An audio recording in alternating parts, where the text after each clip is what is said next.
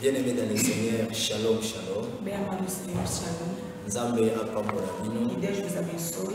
Parce que Yéhou tasali biso ngolu. Porque Ele que nos fez a graça Tokutana lisusu de boye. nos se encontrar assim, Na pokwa ya lelo. nesta tarde, Po toyoka maloba na Nzambe. para nos ouvir a palavra do Senhor. Nzambe apambola ndeko nyonso. Que Deus abençoe a toda pessoa Oyo azolanda que biso. está nos seguir, De près ou bien de loin.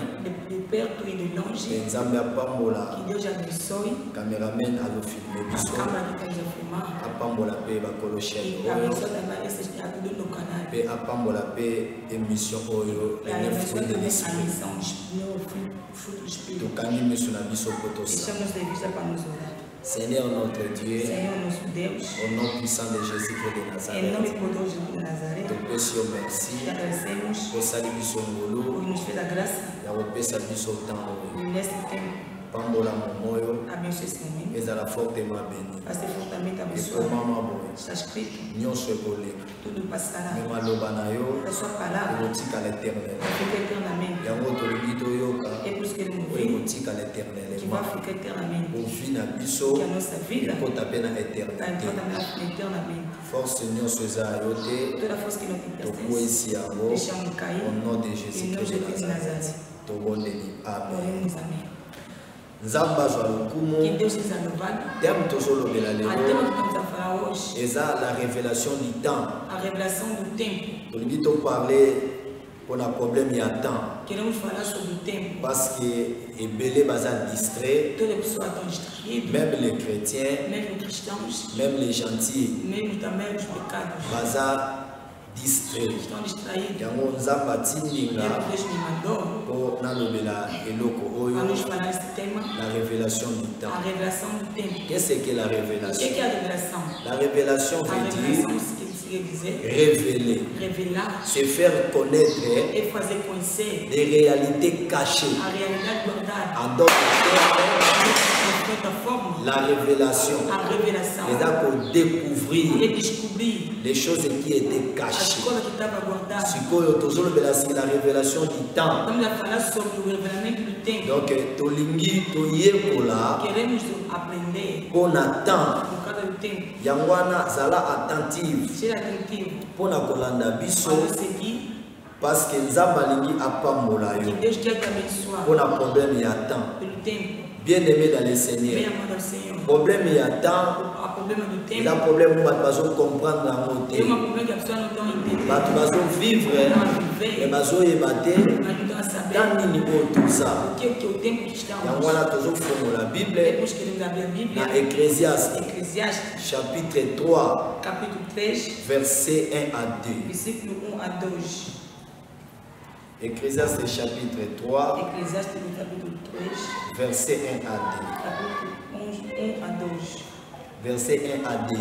1 a 2. Totangi au nom de Jésus-Christ de Nazareth. Amém. Il y a un temps pour tout, un temps pour toutes choses sous les cieux, un temps pour naître et un temps pour mourir, un temps pour planter et un temps pour arracher ce qui a été planté. La parole du Seigneur. Amém. Portugais. Os filhos da sabedoria foram a Assembleia dos Justos e o povo que acompanhou, e todos eles obedeciam e amor. Ouve, meu filho, os conselhos do vosso pai, segue-os e tal modo que sejam salvos. Pois, Dios a Eclesiastes, Ecclésiaste chapitre 3, verset 1, tina D. atento está aqui. Bon, tolandi maloba na nzambe. Seguindo a palavra do Senhor. Ecclésiaste alobi boye. Eclesiastes disse, Il y a un temps pour tout, tem tempo por tudo, un temps pour toutes choses sous les cieux. e tem tempo por Donc alobi il y a un temps pour tout. tem tempo por tudo. Donc eza na temps mpona eloko nyonso, Tem tempo por cada coisa. eza na temps ya kovivre, Tem tempo de viver. eza na temps ya E kokufa, tem tempo de morrer. eza na temps ya kolona, Tem tempo de semear. eza na temps ya kobuka, Tem tempo de recolher. oyo moto alonaki.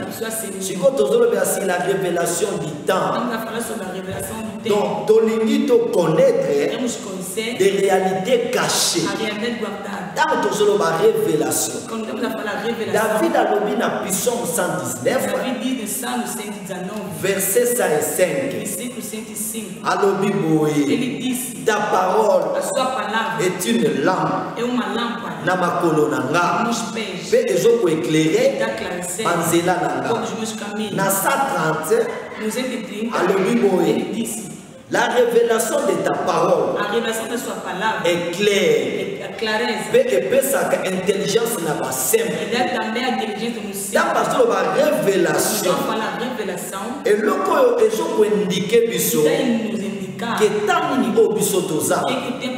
c'est la parole de Dieu. Dans la révélation de la parole. Dans la parole de Dieu,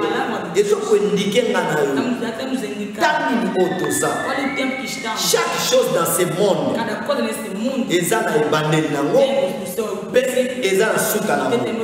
tous en attendant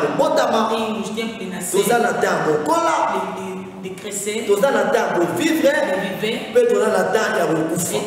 Si vous sortez de koufi, tu vas wa. Question Seigneur autour na bayangoa. Sortez de long à la koufi.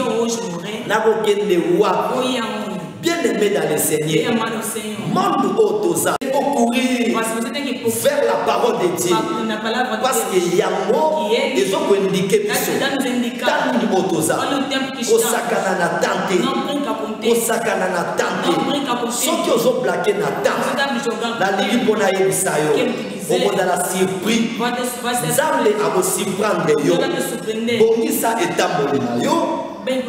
Yo motoza na kati ya bonzambe yo motoza libanda bonzambe zonga na kati ya bonzambe zonga na kati ya bonzambe bato bazalaki na mafuta eza image ya molimo mosantu un chrétien oyo aza na molimo mosantu te aza chrétien moko sans valeur aza chrétien moko sans avenir donc mon Christ aza na molimo mosantu le Saint-Esprit abanda koéclaircir ye et le Saint-Esprit abanda kolakisa ye tani ni biso tokomi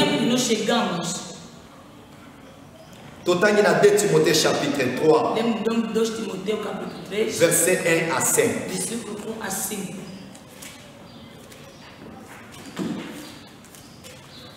2 Timothée chapitre 3 verset 1 à 5.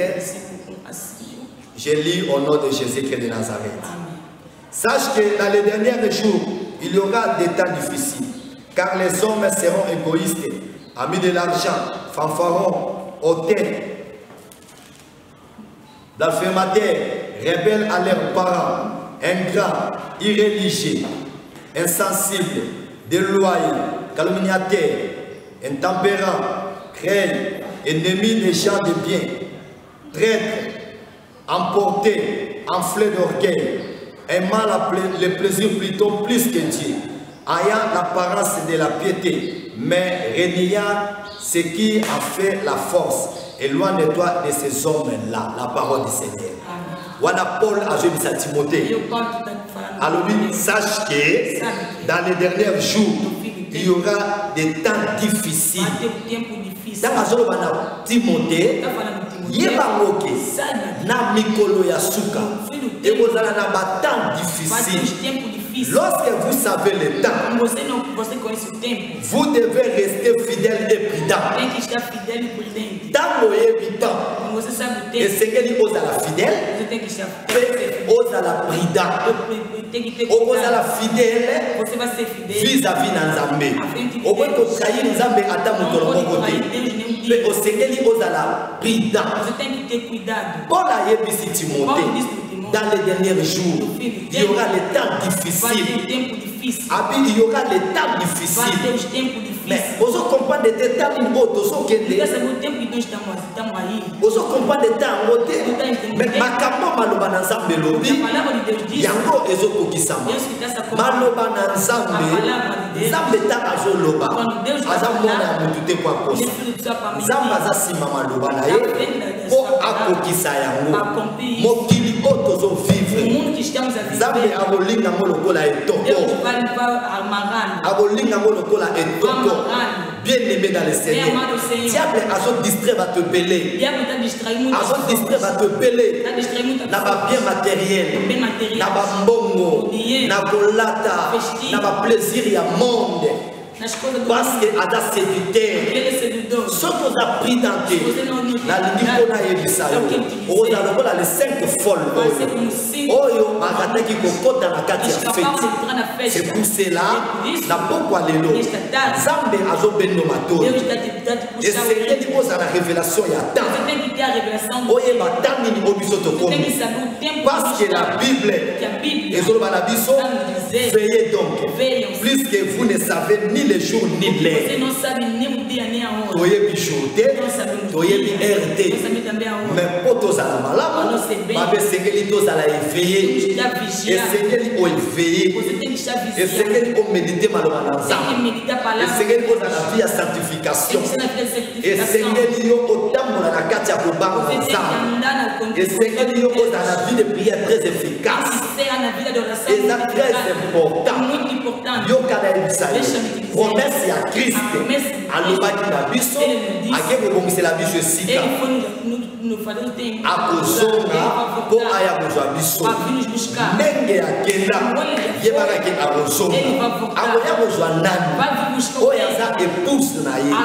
Épouse oyo mwinda na ye. Oyo eza na mafuta. Soki mwinda na yo, mafuta eza te. Nalingi mpona yebisa yo. C'est le moment ya kopreparer pour kozwa mafuta. Mafuta eza présence ya molimo mosantu. Esengeli kosenga molimo mosantu. Akoma kotambusa bomoi na yo. Bible nous dit que marcher selon le Saint-Esprit. Vous ne comprenez pas les désirs de la chair. Donc senga molimo mosantu. Ye akoma kotambusa yo. Paul alobi na Timothée. Bato belé bakokoma ba égoïste. Tozomona molelo. Bakokoma irréligieux. Babolinga lisusu nzambe te. Yango tozomona molelo. Maloba na nzambe ezolakisa biso tangi ni biso toza. Bien-aimé dans le Seigneur. Longwa la distraction. Longwa la distraction. Satan a hasard destructeur. Satan a ado séduit ba te belé. Et loko moko ya spécial yo okoyi ko envier na mokilo ezate. Parce que ma commis lobi na biso. Ezalaki ne bandeli nango. Pe kozala na suka nango. Ko Satan de que non. Monde ko va continuer quand. Et loko nyonso. Ecclésiaste alobia. Eza ni bandeli. Pe eza na suka nango. Donc monde toza eza de bandeli nango. Pe eza na suka nango. Maloba na nzambe ya monde ezoko indiquer biso boto yeba tangi ni biso toza eza aiguille ya montre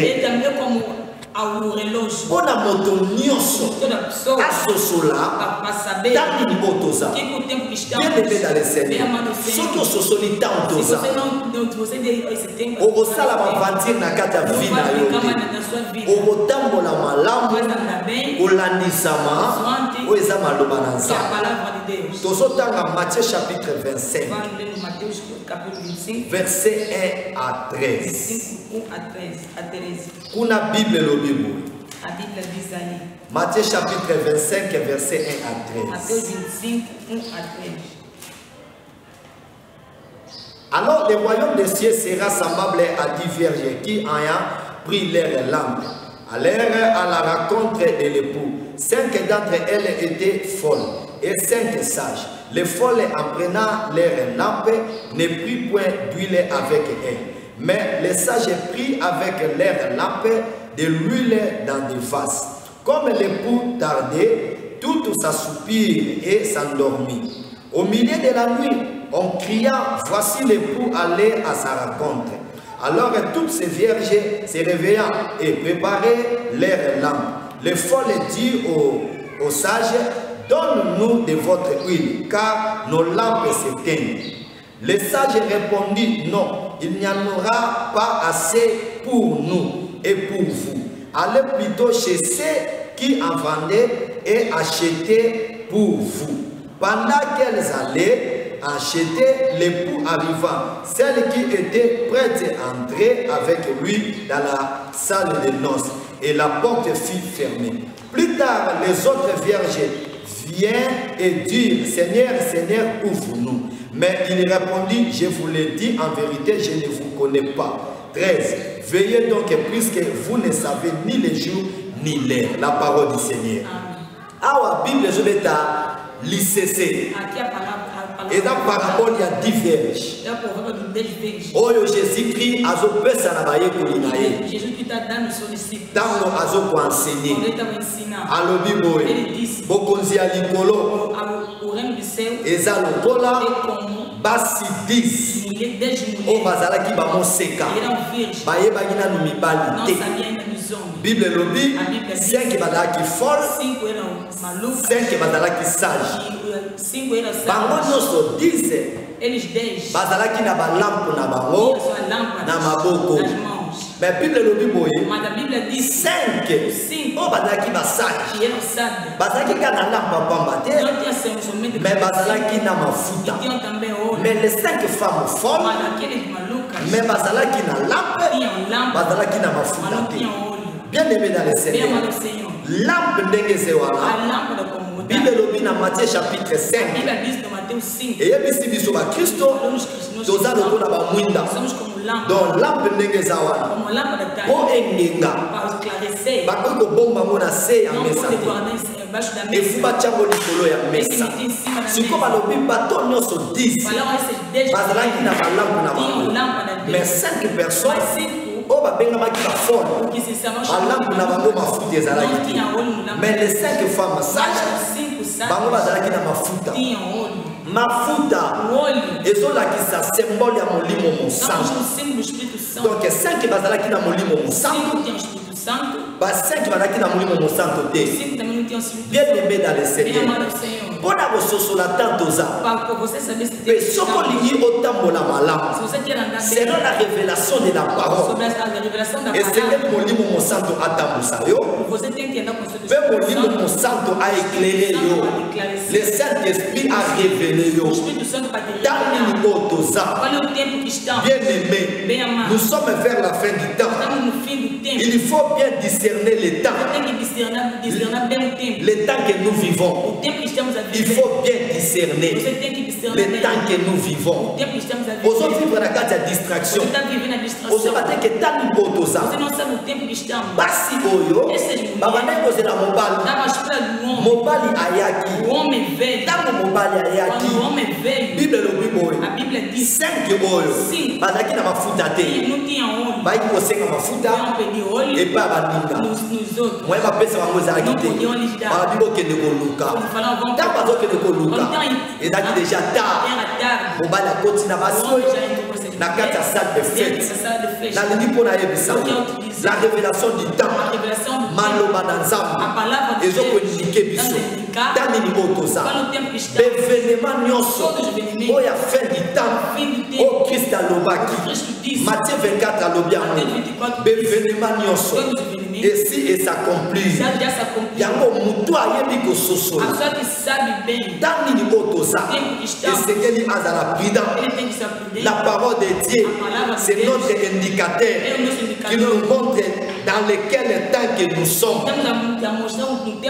Donc maloba na nzambe eza notre indicateur. Yango moto azotanga ngo esengeli azala prudent. Yo pe moto ozotanga ngo te esengeli chercher premièrement le royaume de Dieu et sa justice. Oh non fetikali ekopesa mbelanga na yo lokola matabisi mwana na nzambe alaka derrière babe matériel te. Mwana na nzambe alaka derrière mbongo te parce que biloko nyonso eza lokola matabisi eza droit d'alliance oza obligé ya kozwa yango. Mais eloko eza très important ya koluka bokonzi ya likolo parce que mokolo mwana na moto akoya eyebani nano te. Soso la ta otoza. Ngala limina ye biso que non. Donc comme vers la fin du temps. Donc comme vers la fin du temps. Parce que maloba na Nzambe eza indicateur. Ezo ko indiquer biso biskani to komi. Bima na distraction. Zonga na concentration. Longwa na kati ya buzoba. Zonga na kati ya bonzambe.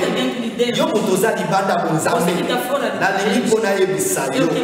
Moto no soza libanda bonzambe. Akokota bokonzi ya likolo te. Oyo baza na kati ya bonzambe. Esengeli atambola. Olandisa ba principe ya Nzambe. Po akota bokonzi ya likolo. Tangu mwana na moto akoya. Bato babomata na ye.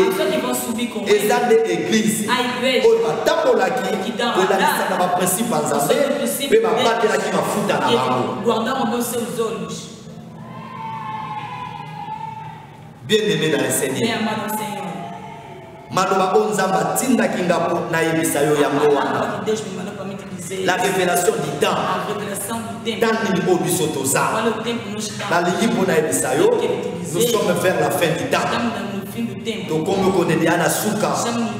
Il y a temps. Il y a il faut dans la prida. Yo za la prida. Ngapena za la prida. Yo za la fidèle. Ngapena za la fidèle. Fidélité. On peut trahir mon mari na yo. Bible le Bible. Mutu. Ako tambola. Bazela mi balete. Ako kipe ko tambusama. Na ba mettre mi balete. Mie alinga moko. Pe aina mosusu. Na lingi pona ebisa yo boye zala fidèle et pas dans Nzambe wana oyo nyoso zali banda na Nzambe.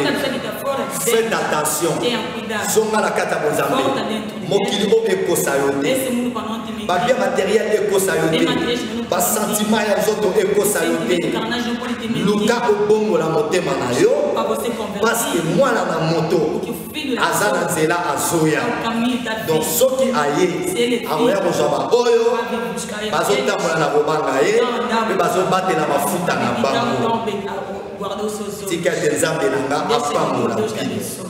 Père éternel notre Dieu, moto nyonso ayoki yo pesa révélation ya maloba na yo yango nde ezokoindike biso ta nini oyo toza bao nyonso bazalaki libanda à travers ya maloba oyo bazonga na kati na yo mpe babanga yo batambola selo maloba na yo force nyonso eza ya yo te ezokoekare bato na koisi yango au nom de Jésus-Christ de Nazareth. Faveur na yo ezala partage ya pepe au nom de Jésus-Christ de Nazareth. Tomondeli. Amen. Nzambe na nga pambola. Maji.